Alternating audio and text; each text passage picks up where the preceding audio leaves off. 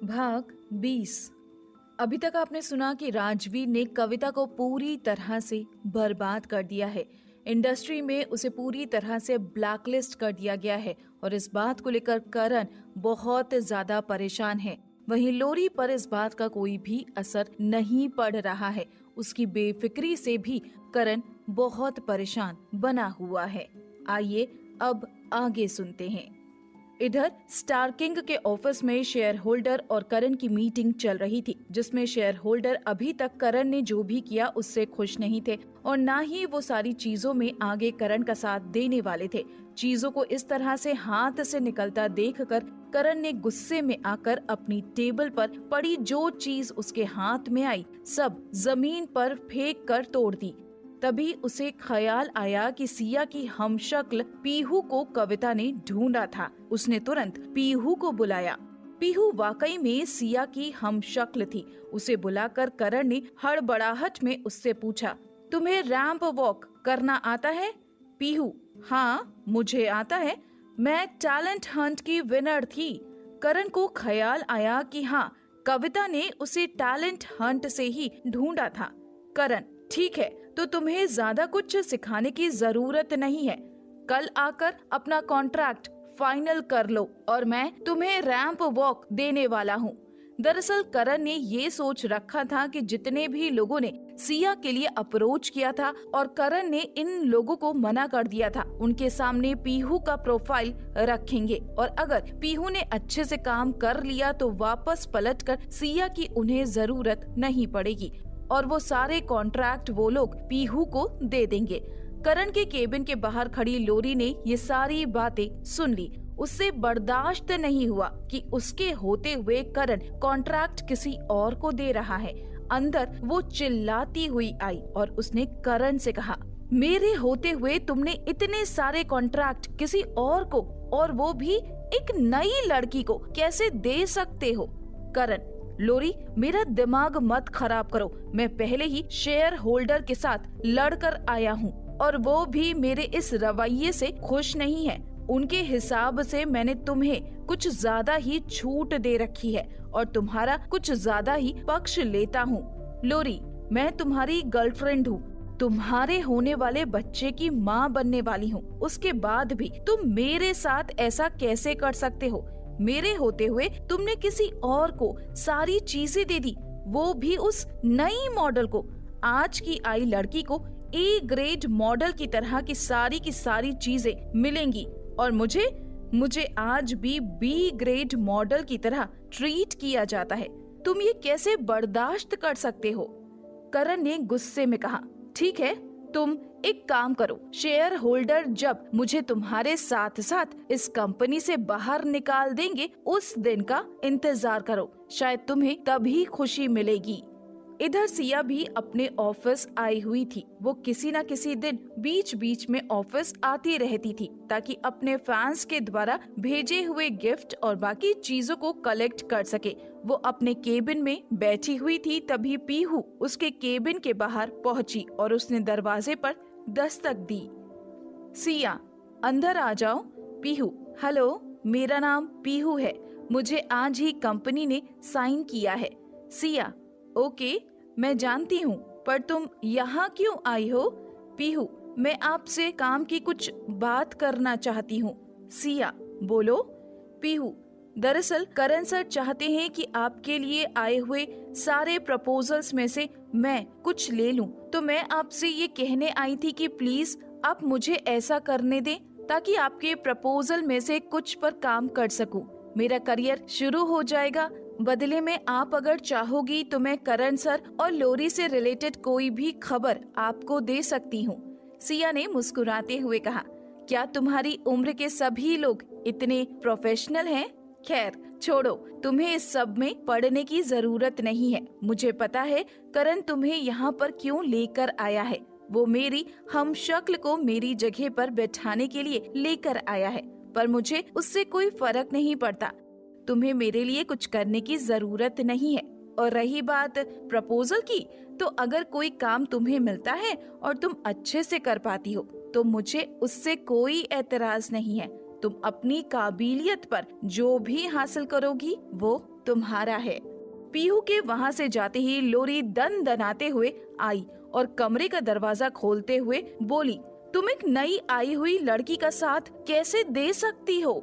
सिया, तुम्हें क्या प्रॉब्लम है? और वैसे भी मुझसे ज्यादा प्रॉब्लम तो तुम्हें ही होनी चाहिए, वो तुमसे भी ज्यादा खूबसूरत है।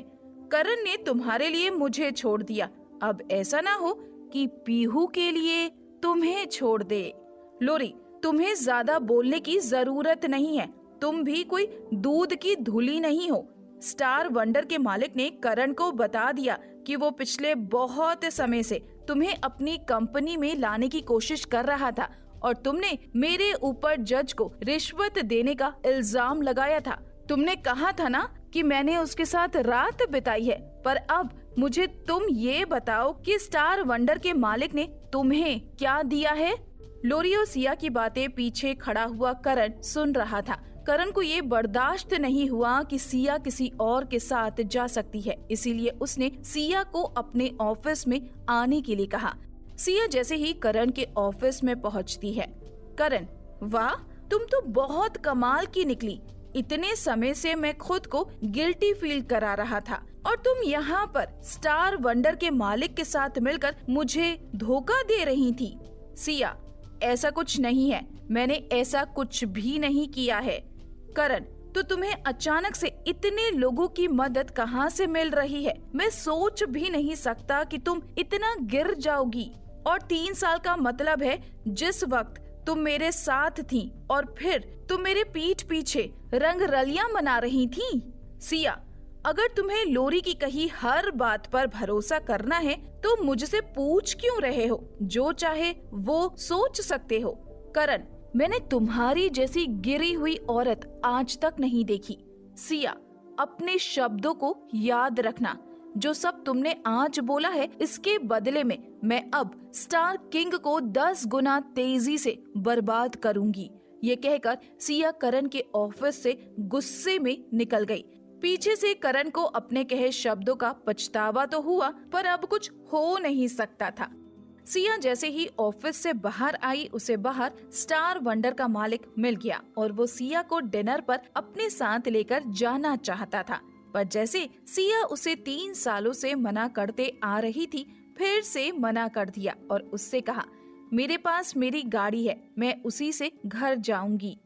सिया वहाँ से ये कहकर अपनी गाड़ी में बैठकर निकल गई। तभी पीछे से पीहू आई और उसने स्टार वंडर के मालिक से कहा, मैं फ्री हूँ, मैं आपके साथ चल सकती हूँ। पीहू को सामने पाकर उसको थोड़ा आश्चर्य हुआ कि इतनी हिम्मत किसी लड़की में कैसे हो सकती है कि वो सामने से आकर पूछ ले। पर फिर भी उसने ये सोचा कि ये दिखती तो आखिर सिया की तरह है, ये ओरिजिनल ना सही, अगर सिया नहीं मानी तो वो इसे ही हायर कर लेगा। इधर गाड़ी में बैठकर सिया चुप थी। राशि समझ गई कि उसके मन में बहुत गुस्सा है। करण का एक एक शब्द उसके कानों में बार बार गूंज रहा था। तभी उसने तय किया कि अवार्ड सेरेमनी में लोरी का काम तमाम कर ही देगी। सिया जैसे ही घर पहुंची, राजवीर घर आ चुका था। वो सामने रखी फाइलों में बिजी था। जाहिर तौर पर वो फाइलें सिया के काम की थी। सिया ने उसके कंधे पर मसाज करते हुए आराम से पूछा, क्या कर रहे हो?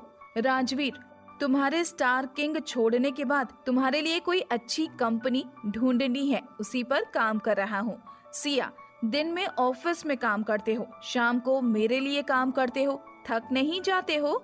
राजवीर, नहीं, मैं तुम्हारे काम करके कभी नहीं थक सकता हूँ। सिया, अच्छा, तो ये बताओ किस कंपनी को मेरे लिए फाइनल किया है? Rajveer, miracle entertainment. सिया, क्या? Miracle entertainment? Miracle entertainments Oberoi international जितनी बड़ी तो नहीं थी, पर फिर भी इंटरनेशनल सुपर मॉडल बनाने वाली सब उसके और जज के बारे में खबर लग गई होती तो वो इस लहजे में बात नहीं कर रहा होता, बल्कि गुस्से से पागल हो रहा होता। लोरी ने बहाना बनाते हुए कहा कि प्रेगनेंसी की वजह से उसकी तबीयत ठीक नहीं रहती और इसीलिए अब उसे चीजें अच्छे से याद नहीं रहती हैं। और करण ने भी बच्चे का नाम सुनकर कुछ नहीं कहा और लोरी ने हर बार की तरह इस बार भी अपने बच्चे को ढाल बनाकर अपना बचाव कर लिया। अगली सुबह करण जैसे ही ऑफिस पहुंचा, ऑफिस में उसके टेबल पर बहुत सारे गिफ्ट रखे हुए थे। तब जाकर लोरी को एहसास हुआ कि आज करण का बर्थडे है जो वो भूल गई है। उसने बहाना बनाते हुए कहा, वो करण, मुझे तुम्हारा बर्थडे तो याद था, पर क्या हुआ, मेरी तबीयत ठीक नहीं थी और ये प्रेगनेंसी मेरे ऊपर बहुत भारी जा रही है, इसीलिए मैं कोई गिफ्ट नहीं लेकर आ पाई।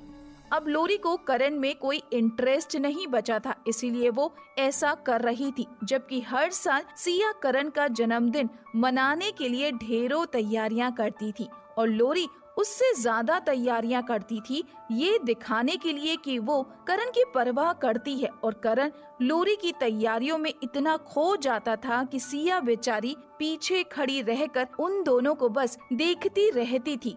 पर फिर भी उसे करण के प्यार पर भरोसा था और इस साल सिया को सब कुछ याद है, पर वो करना कुछ नहीं चाहती। लोरी ने फिर अपने तरीके से करण को मना लिया और करण भी उसके जाल में फंस गया और उसने कहा, ठीक है, कोई बात नहीं, पर आज रात हम सेलिब्रेट करेंगे। लोरी करण के संग रहना नहीं चाहती थी, पर वो करण को सिया का होते हुए भी नहीं देख सकती थी। इसीलिए उसने उस जगह जज के साथ में अपनी मीटिंग को आज रात के लिए कैंसिल कर दिया और करण को ओके कर दिया। तभी उसके दिमाग में ख्याल आया। उसने करण की ओर देखते हुए कहा, करण, तुम्हें क्या लगता है इनमें सिया का भी गिफ्ट होगा? ये सवाल करण कई बार अपने आप से पहले ही पूछ चुका था। करण, मुझे नहीं पता। लोरी से रहा नहीं गया और उसने गिफ्ट के बीच में देखना शुरू कर दिया, पर उसे निराशा ही हाथ लगी क्योंकि उसे कोई भी सिया का नाम का तोहफा नहीं मिला। लोरी ने मन ही मन कहा, लगता है इसने अपनी हद में रहना सीख लिया है। तभी उसे ख्याल आया। उसने करण से कहा, करण, तुम्हें नहीं लगता स्टाफ के साथ लंच किए हुए हमें बहुत समय हो चुका है? करण, हाँ, हो तो गया है। लोरी, तो आज तुम्हारे बर्थडे के ओकेजन पर हम स्टाफ का लंच रख लेते हैं। करण, ठीक है।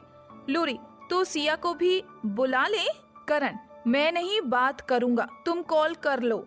लोरी ने करण के पॉकेट से उसका फोन निकाला और सिया का नंबर डायल किया। लोरी, आज करण का बर्थडे है, इसीलिए हमने स्टाफ का लंच रखा है, तुम आओगी? दूसरी तरफ से राशि की आवाज आई, सिया ट्रेंडी क्वीन के कुछ काम में बिजी है, वो नहीं आएगी। मुझे पता है तुम्हें अपने प्यार की नुमाइश करने का बहुत मन कर रहा है, पर सिया के पास ऐसी फालतू चीजों के लिए समय नहीं है। ये कहकर राशि ने फोन काट दिया और सिया की ओर मुस्कुराते हुए देखा।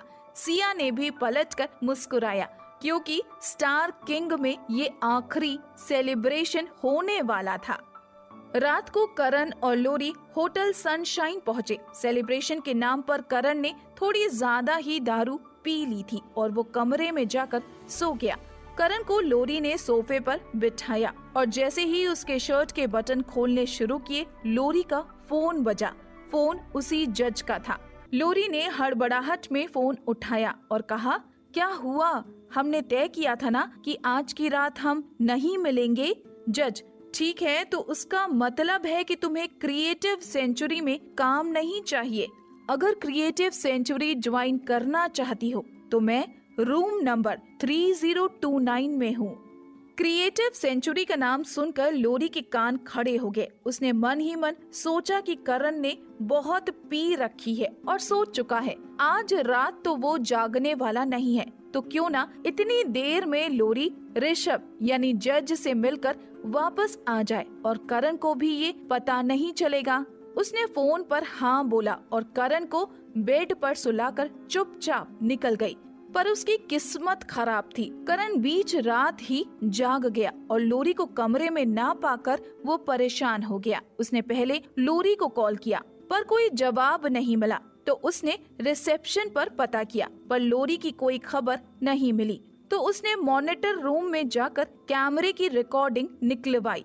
रिकॉर्डिंग देखकर उसके आश्चर्य का ठिकाना नहीं रहा क्योंकि लोरी उसके कमरे से निकलकर लिफ्ट से 30वें फ्लोर पर गई और रूम नंबर 29 में घुस गई। लोरी को उस कमरे के अंदर जाता देख करण कुछ ना कहकर, कुछ ना बोलकर भी करण सब कुछ समझ गया था। उसने जैसे ही उस कमरे की तरफ जाने का रास्ता पूछा, रिसेप्शनिस्ट और बाकी का स्टाफ उसे दया भरी नजरों से देखने लगे, क्योंकि सब कुछ समझ रहे थे। करण ने कहा, नहीं मैं ठीक हूँ, मैं मैनेज कर लूंगा, बस आप मुझे रास्ता बता दीजिए। रिसेप्शनिस्ट ने उसे रास्ता तो बता दिया, पर इतनी शर्मिंदगी करण को कभी नहीं हुई थी। करण जैसे ही उस कमरे के दरवाजे पर पहुंचा, उसने उस कमरे के दरवाजे पर दस्तक दी। कमरे के बाहर कौन खड़ा है इस बात से अनजान लोरी ने दरवाजा खोला। सामने करण खड़ा था। दरवाजे की दूसरी तरफ लोरी अपने नाइट गाउन में खड़ी थी और अंदर बिस्तर पर ऋषभ वर्मा सोता हुआ दिखाई दे रहा था। करण को सामने खड़ा देखकर लोरी एकदम से हड़बड़ा गई और जैसे ही करण ने अंदर जाने की कोशिश की, वो करण को धक्का देकर कमरे से बाहर फेंकने लगी और बोलने लगी, तुम उसे नाराज नहीं कर सकते हो, तुम उसके पास नहीं जा सकते हो। करण ने जोर का थप्पड़ लोरी को मारा। बाहर से आती आवाजों को सुनकर ऋषभ वर्मा भी जाग गया और बाहर की तरफ आने लगा और इधर करण ने लोरी को धक्का दे दिया ताकि वो कमरे के अंदर जा सके।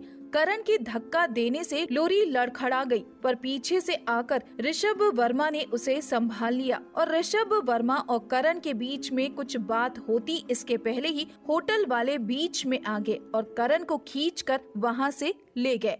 लोरी बौखलाई और घबराई हुई ऋषभ वर्मा की बाहों में थी। ऋषभ, तुम्हें परेशान होने की जरूरत नहीं है, तुम तो वैसे भी उसकी कंपनी छोड़ने वाली थी ना। अब तुम्हें क्रिएटिव सेंचुरी को ज्वाइन करना है, इसीलिए उसको जाने दो। वैसे भी वो यूजलेस है, तुम्हारे किसी काम नहीं आने वाला था। और रही बात सिया को सबक सिखाने की, तो वो इतनी घमंडी है कि वो कभी नहीं झुकेगी और वक्त आने के बाद में तुम्हें मौका अपने आप मिल जाएगा। वैसे भी तुम्हें जल्द ही अवार्ड भी मिलने वाला है और क्रिएटिव सेंचुरी ज्वाइन करने के बाद तुम्हारे पास में सिया से ज्यादा अच्छे कॉन्ट्रैक्ट होंगे, तो तुम्हें बहुत मौके मिलेंगे कि तुम उसे नीचा दिखा सको। अपने बारे में ऐसी बातें सुनकर लोरी खुश हो गई और उसे थोड़ी तसल्ली मिली। लोरी, पर करण के पास मेरे खिलाफ सबूत है।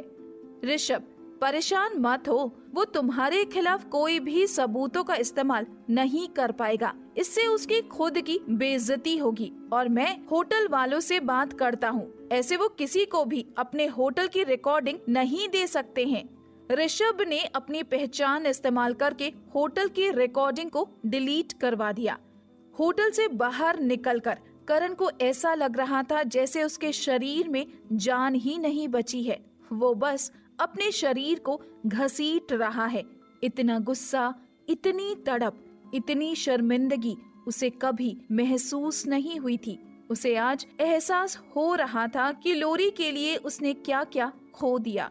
उसने अपनी बहन से रिश्ता तोड़ लिया, उसकी बहन उसे छोड़कर चली गई। सिया के साथ उसने ब्रेकअप कर लिया। जब तक वो सिया के साथ में था, उस वक्त भी वो लोरी के लिए सिया के साथ नाइंसाफी ही करता रहा था।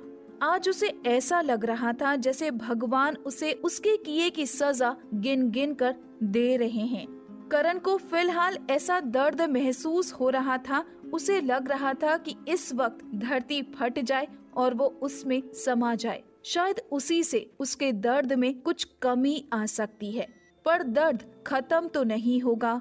वहीं उसे लोरी पर गुस्सा आ रहा है, क्या करे क्या ना करे। उसका बस चले तो वो इसी वक्त लोरी को मार डाले, पर इससे ना तो उसका दर्द कम होगा और ना ही उसे कुछ मिलेगा। परेशान होकर करण ने सिया को फोन किया। सिया इस वक्त अपने विदेश जाने के लिए पैकिंग कर रही थी। सिया ने जैसे ही फोन उठाया, करण ने कहा, क्या तुम मेरे पास वापस आ सकती हो? सिया, तुम्हारा क्या मतलब है? करण, प्लीज मेरी जिंदगी में वापस आ जाओ। मैं हर वो चीज करूंगा जो तुम्हारे लिए मुझे करनी चाहिए। मैं तुम्हें सब कुछ दूंगा। सिया, अगर मुझे कुछ चाहिए तो वो मैं खुद ले सकती हूँ।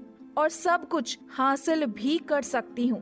और अगर आपकी बात खत्म हो गई हो करण सर, तो मैं फोन रखना चाहूंगी। करण, प्लीज स्टार किंग को छोड़कर मत जाओ। पर सिया ये सब कुछ सुन पाती उसके पहले ही उसने फोन काट दिया। उधर राजवीर दूसरे कमरे में अपना कुछ काम निपटा रहा था और जैसे ही वो अपने बेडरूम में वापस आया जहां सिया पैकिंग कर रही थी, उसने आकर पीछे से सिया को गले लगाया। सिया ने उसे कसकर गले लगा लिया। ऐसा लग रहा था जैसे वो अपने इमोशंस को छुपाने की कोशिश कर रही है। राजवीर ने उससे कहा, सॉरी, मेरा काम थोड़ा देर तक चलता रहा। सिया, कोई बात नहीं, मुझे पता है आप कल मेरे साथ फ्रांस जाने के लिए अपना काम निपटा रहे हो। राजवीर को सिया की आवाज में उदासी समझ में आ गई थी। हालांकि सिया वैसे भी कम बोलती थी, पर फिर भी राजवीर और सिया के बीच में अब इतना रिश्ता बन चुका था कि वो सिया की आवाज से उसके इमोशंस को समझ जाता था। राजवीर, क्या हुआ है? सिया, करण और लोरी का शायद ब्रेकअप हो गया है। सिया ने ये चीज तो सोची थी कि ऐसा होगा, पर उसे अभी समझ नहीं आ रहा था कि वो खुश हो कि उससे उसका बदला पूरा हो पाया है। इस वक्त उसके बड़े मिक्स से इमोशंस थे जिन्हें वो समझ नहीं पा रही थी। सिया, मुझे लगता था मैं इस दिन का इंतजार कर रही हूँ, पर अब मुझे ऐसा लगता है कि जैसे मैं इस दिन का इंतजार नहीं कर रही थी। मैं शायद उस दिन का इंतजार कर रही हूँ जिस दिन मैं भाग सिर्फ और सिर्फ ट्रेंड टॉप स्टोरीज पे। सब्सक्राइब करना ना भूले और हिट द बेल आइकॉन।